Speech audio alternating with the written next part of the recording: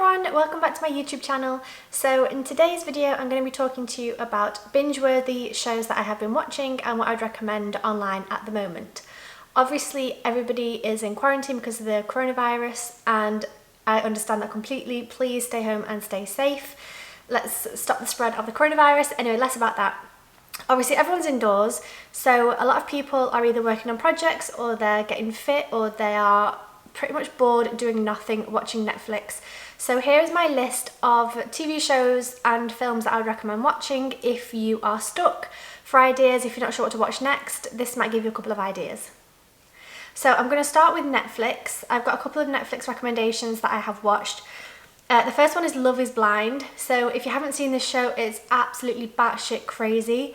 Every single episode I was literally shouting at the TV like, what? What are you doing? What is going on? Like, I just didn't get it. But in the same respect, it's so entertaining because, like I said, it's batshit crazy. You have no idea what is going on and why these people are doing these things. Anyway, it's these, I'm not going to explain every single show, but basically it's a dating show where the two people, the man and the woman, are both in pods and they can't see each other and they speak through the pods, like through a wall. And then in order to see each other in real life, they have to propose to each other and then get married. So, like I said, batshit crazy, but it's so addictive and it's such good entertainment and good TV. The next one is Ozark. So we recently watched all three seasons. We'd previously watched season 1 and 2, but the third season just came out like last week or something. So we watched all three in a row, which took us about a week to watch, but it's such a good TV show. Highly recommend that one if you're after something a bit more serious and it's not particularly for boys or girls. Like, I think, you know, me and Jeremy both watch it together. That's about this guy who has to launder money for a drug cartel, basically, is the overview. Money Heist is another one that we've watched recently. So again, we've watched season 1 and 2 recently, but then season 3 came out, I think over the weekend or in the last week or so. So we watched that third season, which again was incredible. Again, it's good for boys and girls, and me and Jerry both love watching that show. So this one is Spanish, so it's all subtitled, but it's basically a group of people who want to rob a bank is the general idea of the TV show. But obviously it shows the ins and outs and how they plan it and how they, you know, the problems that they encounter and things like this. So it's super like fast paced, like, oh my god, what's gonna happen next? Like, super exciting kind of TV show. Love that one, highly recommend it. It's called Money Heist, or it's also called La Casa del Papel, something like that, the House of Paper. Anyway, have a look at that if you haven't seen it already. It's so good. So next on my list is You. I think this has 2 seasons so far. The first one came out quite a while ago and the second one probably a month or 2 ago. I really enjoyed it. Jeremy doesn't like it at all, so maybe it's more of a girl TV show, I'm not sure. But this one is, how do I explain it without giving it away? It's a guy who basically becomes obsessed with this girl, and it's kind of a love story, but it's creepy and weird and a little bit odd. But I really like that one, so that's You. The next one I'd recommend is Queer Eye. I used to watch this years ago and it was Queer Eye for the Straight Guy, and the new seasons are basically 5 gay guys, 4 from America and 1 guy, Tan, is from England, and they'll get together and help style people and basically help improve their lives. If you haven't seen it, where have you been? You've been living under a rock, because it's amazing. So there's one person who sorts out the food, one person does like hair, one person does clothes, one person does culture, and then the other person does the house. So they basically do like a whole life overhaul and help these people out and really change their lives, and it's such a feel-good TV show. I often cry with this TV show at the end when they do the whole reveal, and it's just so nice that they're helping these people, and yeah, I love it. They also did one in Japan, so I think there's like 4 or 5 seasons of this already, and I think they're filming a new one, well, there would have been without the coronavirus, coming out probably next year, I guess. But yeah, if you want something feel good and that makes you probably cry and feel super happy, Queer Eye is amazing. Next up on the list is Atypical. This is a TV show about a guy with autism, and it's very cleverly done the way it kind of shows his point of view when with him going to school and going to therapy and his parents and his family life. Yeah, I really enjoyed that film. It's a little bit more serious, but it is still kind of funny and it's kind of teenage humor, I guess. like young adult kind of humour. So Atypical, I really like that TV show. Breaking Bad. If you haven't seen Breaking Bad, oh my god, where have you been?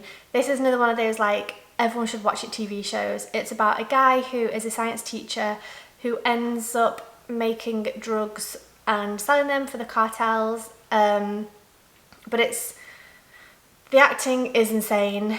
The whole storyline is crazy, but it's so amazing. Like, I love these ones where it's like either it is a true story or it could be a true story. I'm not into like Harry Potter and Lord of the Rings and fantasy stuff. Like, I like sort of real life stories, and this is something that you can believe, because at the beginning, I think it's like 7 or 8 seasons, like it's so long, but it's so worth watching. Anyway, right at the beginning, he's like super innocent, like school teacher, and at the end he transforms into this monster, and it's like a gradual transformation. Anyway, so don't want to give too much away, but anyway, watch Breaking Bad if you want something that's like funny but also quite serious. How do you describe it? It's amazing. One of my favourite TV shows for sure. So the next one I've watched on Netflix is Cheer, and this is about cheerleaders in a college campus and then going to competitions and how it's basically focuses on the dynamics of them at high school and how they practice. And I'm making this sound super boring, but it's not, because it's kind of, some of them get injured and they get swapped out, and it's like the whole, their career is depending on this moment, if they can go to the finals and then if they win. And yeah, it's good. I enjoyed that one. Sorry I'm crap at explaining TV shows, but anyway, that's what I'm doing today. And then the last one that I've watched recently is Next in Fashion. So this is with Tan France, which is one of the guys from Queer Eye, and Alexa Chung, who is a it girl, or she was maybe 10-15 years ago, presenting a fashion show where they have people from all over the world. So it's not just Americans or just English or anything like that. People from all over the world with amazing talent go on this TV show and compete to be next in fashion. So each week they have a new task and they make clothing and obviously have a runway show, and then someone gets eliminated until someone wins. It's a little bit like Project Runway, but I would say with less drama. So the aircon just started. As I was saying, it's a bit like Project Runway, but without the bitchiness and a lot of the drama. It's very kind of pulled back a bit more. So I really enjoyed that. If you're into fashion, or if you're into kind of designing things and a bit more creative TV shows, that's a really good one to watch. So moving away, well, before I move away from Netflix, I have watched Sex Education, which I enjoyed, and I did watch all of it, but I also think it's probably for a younger audience. So I'm 32 next week, or week after, whenever it is. So if you're a bit younger than me, I think it would be a good watch. If you're a bit older, I'm not sure if it will be your demographic. I felt like I was probably a little bit too old for it, but I still enjoyed watching it. It's just about kids at school, around the 15, 16, 17-year-old age, figuring out sex education, basically, like how to have sex, how to masturbate, like all these different funny questions that happens, as kids when they're growing up. They answer it and they go through life and through puberty and through boyfriends and girlfriends and sexuality and prom, and it's just a good, fun TV show. And then the thing I just started literally just before I started filming this is Tiger King. So I've watched the first episode. It's about this guy who has 227 exotic animals, I think he said, on his like land that he now calls a zoo.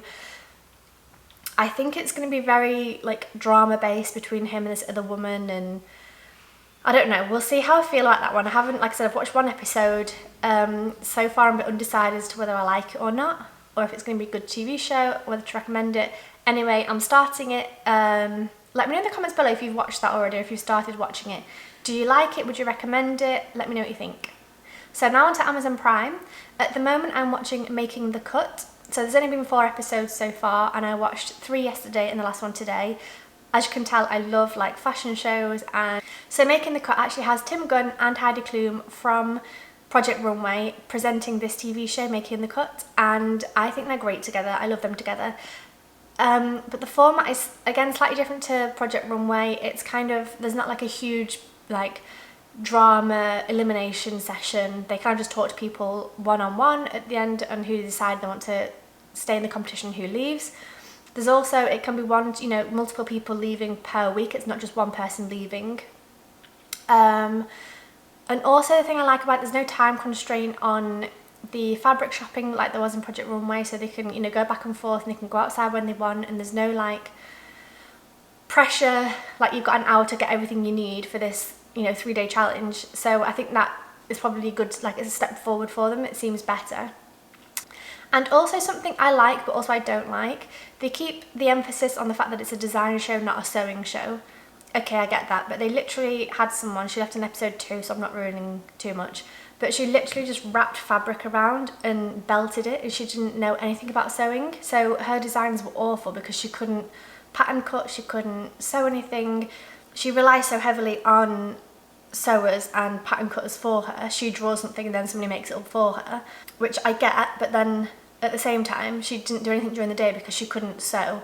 Anyway, so I think it's good that it's a design show, not a sewing show, and that they don't particularly analyse the dresses and if they're finished or not. But at the same time, that's obviously what you're going to be looking for. If you're looking for a global brand who's going to create clothing, you need someone who, well, I would have thought you would need someone who can sew and who can pattern cut. So I do like that one. I think they should have been a bit more picky on who they picked, because honestly having someone who can't sew in a sewing competition is a bit silly. Anyway, moving on. So other things on Prime, they have America's Next Top Model. All the seasons, I'm pretty sure, which is incredible. So I think I might binge watch a little bit of ANTM from like 15 years ago, some of the old classic ones. It would be nice to watch some of my favourite photo shoots again, because obviously they have like the thumbnail so you can see which photo shoot it was and which season it was. So I think I might go back and watch some of my favourite ones. I remember one of them, I can't remember any of the girls' names, but they were in China and they did a photo shoot with the Great Wall of China. I'm dying to watch that one again. I think I'd love to see it again because I was obsessed with that when I was 12 or 15, however old I was. So it'd be great to watch that now as a photographer who's done a bit of fashion photography as well, to see if I still am obsessed with it or if it's kind of not that great and it's a little bit dated now. So that could be fun to watch. So the other great thing about Amazon Prime is that they have loads of amazing films on there, and also some shitty films if you're into that, which I definitely am. But some that I would recommend watching which are good films are Lion. Super amazing film, cried my eyes out, loved it, such a feel-good film. Hustlers with Jennifer Lopez, that's the recent one she did about being a stripper. It wasn't actually as good as I thought it would be. I'm kind of glad I didn't go and see it in the cinemas, but I think maybe I need to watch it again and have like a second view on it again. I enjoyed it, but it probably wasn't as amazing as I thought it was going to be. 5 Feet Apart, oh my god, Jeremy recommended this to me and I watched it on a plane and I was sobbing, and I mean sobbing, like crying my eyes out, not just a little tear, like actual crying. So if you want a good crying film, 5 Feet Apart is beautiful. It's such a nice film, so beautifully made. And then obviously there's lots of fun things as well to watch, like The Hangover and The Fresh Prince of Bel-Air from the 90s. So there's loads of fun like TV shows and films on there, but there's also a couple of good ones hidden, like the ones I just recommended. Something I do want to watch on Amazon is Fleabag. I've been recommended it a couple of times. I don't really know what it's about, but I've been told that I would enjoy it. So I think that's something I might start watching in the next couple of days while we're still in isolation. Yeah, let me know if you've seen that. Is it good? Is it worth watching? Let me know. So I'm going to mention a couple of podcasts in case you're a podcast kind of person. Obviously we have our own podcast called Just Interesting People. Myself and Jeremy have interviewed some of our friends. I think we currently have 6 episodes out, and there'll be another one on Wednesday, and then I'm going to be interviewed for next week's episode. So if you are into podcasts, have a look at Just Interesting People on all of the podcast platforms and you'll find us on there. Another couple of podcasts that I like are Happy Place with Fern Cotton, Katie Piper, I think it's called Extraordinary People, and Keeping It Candid with Sophie Milner. I follow her on Instagram and she is so fun. I also watch her on YouTube. If you want someone who's like super raw and real, find Sophie Milner _FS on Instagram she is. But yeah, she's got a great podcast as well. And finally onto YouTube. I know some people watch YouTube and some people don't quite get it. Obviously if you're here, I'm hoping you do watch YouTube. So here are some of my favourites. So for photography, YouTube and business kind of content, I have 4 favourites. Peter McKinnon for photography is an obvious one. He has 2 or 3 million followers now, subscribers. He's so entertaining, so much fun. His videos are always really well made, which is what I like about it. But he's great to follow. I also like Jessica Gabasi. I like her because she does the 4 photographers and 1 model challenges, which I really enjoy. She's recently started watching America's Next Top Model and reacting to the photo shoots, which is also hilarious and so much fun to watch because it kind of brings me back to my youth from watching them as a child, and also seeing a professional photographer like talking about them and the lighting and the angles and the photo shoots and things. I really enjoy watching those. For YouTube information, I watched The Content Bug. I can't remember her actual name, but she's super like normal and nice, if that makes sense. But I think she recently hit 90,000 subscribers, so go and follow her if you want to learn about YouTube and how to start your own channel, how to, you know, grow, things like this. She has loads of really interesting advice. And The Break by Patricia Bright is her like business girl boss channel, where she talks about finances, investing, how she bought a house, how she made $1 million. Like, there's loads of kind of money advice on her videos. It only started maybe a couple of months ago, but she still has some really good videos up at the moment, so go and check her out if you want to learn anything about business and finance and that kind of thing. And finally, onto YouTube, as in like beauty, lifestyle, fashion people, makeup, that kind of thing. I have a long list here, so I'm going to try and break it up a little bit. So my favourite fashion people to watch are Lydia Elise Millen. She shops a lot of high-end, but also some high street. But I love her style, I love watching her videos. She's super classy and classic and stylish and refined and beautiful. Patricia Bright has a lot of like ASOS hauls, Zara hauls, fun fashion content. She's very kind of like, she's from London, but she's also kind of American the way she talks and acts. She's very out there and loud and things like this, so she's great fun to watch. In the Fro, Victoria, love her fashion content. She's a little bit like Lydia in that she's quite sharp and put together, and a lot of designer goods, but I love the outfits she puts together and the videos that she creates as well. And then the last three fashiony people are Samantha Maria. I love her like edgy cool girl style. She has tattoos all down her arm, which I'm obsessed with, but she does kind of really cool street style videos, and I love her styling videos. There's also Hello October, Susie. Again, she does a lot of like Topshop and Zara. I think that's kind of what she's all about, which I love. She kind of has designer handbags, but I think the majority of her clothing is high street, so it's very relatable and you can shop what she's wearing as well, which is great. And Emma Hill, again, I think she's very much like Topshop, Mango, Zara, quite smart clothing. Lots of blazers, lots of tailoring, lots of like black, blue, white, basic colours, but also very beautiful and very well put together. In terms of beauty, I watched the like huge ones, the obvious ones. So I watched Jeffree Star, James Charles, Tati. These are kind of my favourite ones that I go to and watch pretty much all of their videos, even if they're drama, if they're beauty, if they're a bit more lifestyle. I watch all of their videos. Also Shane Dawson, his videos are awesome. Really loving his content at the moment. And then the couple of lifestyle that's kind of fashiony, kind of beauty, kind of just travel and life things videos.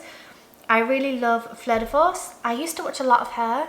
I've kind of stopped in the last year or two. I will watch a video every now and then, but I used to love all of her videos. Alex, I think she's called Shentomo or something. She's currently like 38 weeks pregnant, so I love watching her like pregnancy videos and moving videos and just lifestyle vlogs. Her and her husband Dan do really nice videos that, yeah, I enjoy watching those. I also watch Aspen and her husband and baby. I love her aesthetics, I love the colours, and again she just does nice vlogs that are just fun to watch. So I like Aspen. Laura Lee is a lot of like American drama, like in your face, like loud and obnoxious, but I love it. I especially love the ones she does with her niece, when they like make each other over or wear funny clothes like dresses or pick each other's outfits. They are particularly fun to watch. And then the last couple that I'd recommend are Imagination. She does kind of fun challenges and things with her husband and her dad, fashion and beauty. Colleen, obviously everyone knows her, Miranda Sings, but I don't watch the Miranda Sings stuff. I like her vlogs and her like baby things that she does. Emily Canham, I like her kind of fashion and just like advice videos I quite like from her. Gabby Hanna is obviously entertainment central, like it's all drama, it's all over the top, but it's fun to watch. So the last person I watch is Raya Was Here. She's not into like fashion and beauty as much as the other ones, and if she is, it's very like eco-friendly, and she kind of does like self-growth videos and conscious videos and travel videos. So I really love her content because it seems a lot more authentic and spiritual almost, if I can say that. So I'm kind of leaning towards that a little bit more these days. I'd like to find more people like her that have more like deep videos, not just like hi, here's some makeup. As much as I love those videos, I'm looking now for videos with a bit more substance to them. So I really love her videos. If you're into kind of self-development or eco-friendly things or travel, have a look at her YouTube. I think you would like her. She's super friendly and really lovely to watch, and one of my favourites. So that was a huge roundup of everything I've been watching on Netflix, Amazon Prime, YouTube and podcasts. So please let me know in the comments below, which of these do you watch? What's your favourite TV show? And what would you recommend people watch in the quarantine times? Is there anything that's a little bit of a hidden gem that not many people know about? Let me know in the comments below, and thank you so much for watching. Please do subscribe for more videos. I post lifestyle videos on Mondays, vlogs on Wednesdays and photography videos on Fridays. Thank you for watching, and I'll see you in the next one. Bye!